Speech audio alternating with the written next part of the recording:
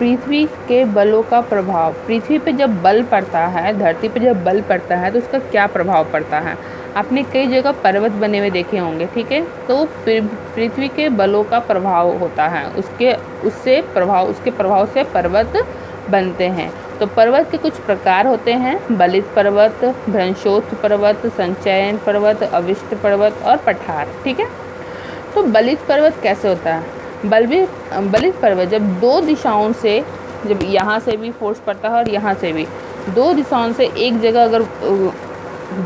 अगर एक जगह फोर्स होता है और ऊपर, जैसे कोई चीज़ अगर हम दाबते हैं तो बीच में से ऐसा करके निकल जाता है, तो उसको हम बोलते हैं बलित पर्वत, ठीक है। उसका एग्जाम्पल है आपका हिमालय या रॉकी, ये सब आदि, ओके। नेक्स्ट है भ्रंशोत्थ पर्वत। भ्रंशोत्थ पर्वत जब भूतल के किसी क्षेत्र में समांतर भ्रंश के बाद बीच का एक भाग ऊपर उठाता है, यानी कि समांतर है, यहाँ पे समांतर है, अब बीच में हल्का सा भाग ऊपर उठाया है, ये बल क्यों नहीं, मतलब धीरे समांतर होते हुए ऊंचा हो गया है, ठीक है। ये हालांकि जैसे सतपुड़ा में और या फिर यूरोप में ब्लॉक फॉरेस्ट है, पर्वत है, वो सब पाए जाते हैं। भारत का सतपुड़ा पर्वत जो बोलते हैं वो इसका एग्जाम्पल है, ठीक है, कि प्लेन एरिया में पहाड़ होना, उसको बोलते हैं भ्रंशोत्थ पर्वत। नेक्स्ट है आपका संचयन पर्वत। जब ज्वालामुखी द्वारा निकले लावा एवं अन्य पदार्थ ठंडा होकर जम जाते हैं तथा जब ये पर्वत का रूप ले लेते हैं, ज्वालामुखी से जो निकलते हैं पदार्थ निकलते हैं वो कभी कभी प्लेन भी रहते हैं, कहीं पर जैसे ज़्यादा ज्वालामुखी फटा और उसमें से ज़्यादा पदार्थ गिर के एक जगह इकट्ठा हो गया और पर्वत का आकार ले लिया है, ठीक है। जो ज्वालामुखी से निकल के और जो पर्वत जैसा दिखने लगता है, यानी ऊंचा दिखता है, तो उसे हम बोलते हैं संचयन पर्वत। यानी ज्वालामुखी द्वारा जो संचय होता है पर्वत, उसको हम बोलते हैं संचयन पर्वत, ठीक है। नेक्स्ट आता है अभीष्ट पर्वत।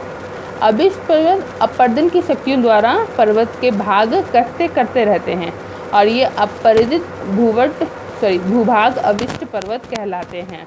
जैसे अरावली का पर्वत, पारसनाथ की पहाड़ियाँ, ये पर्वत जैसे कि जिस तरह से रेत होता है, राजस्थान में आपने देखा होगा कि अभी इधर पहाड़ दिख रहा है, फिर थोड़ी देर बाद उधर पहाड़ दिख रहा है लेकिन वो रेत होता है, रेत का पहाड़ होता है। इस तरह से कई ओरिजिनल जो पर्वत होते हैं वो भी आपका धीरे धीरे कटता रहता है, ठीक है।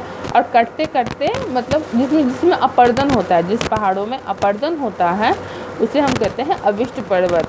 माना जाता है पहले राजस्थान में भी पहाड़ थे, लेकिन वो अभिष्ट पर्वत थे, वो घसते घसते वो अब नहीं रहे हैं, ठीक है। अब वो ऊपर से प्लेन टाइप में दिखते हैं, ठीक है, तो उसे हम बोलते हैं अभिष्ट पर्वत। इन प्रेजेंट अभी अरावली का पर्वत और पारसनाथ की पहाड़ियाँ उसके एग्जाम्पल हैं। पठार आप लोग जानते ही होंगे, ऊबड़ खाबड़ जो जगह होती है।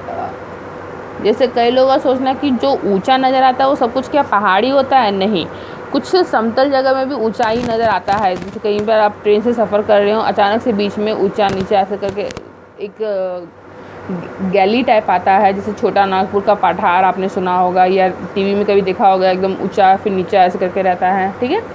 तो उसको हम पठार बोलते हैं। यानी यहाँ भी पाया जाता है, झारखंड में भी पाया जाता है एक जगह पठार, ठीक है। आपने कई जगह देखा होगा जब बाहर कहीं घूमने गए होंगे, ठीक है।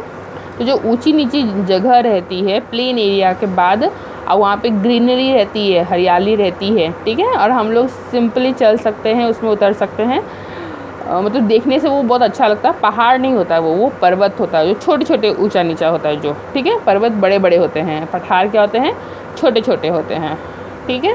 तो ये थे हमारे इनके एग्जाम्पल, पर्वत के एग्जाम्पल।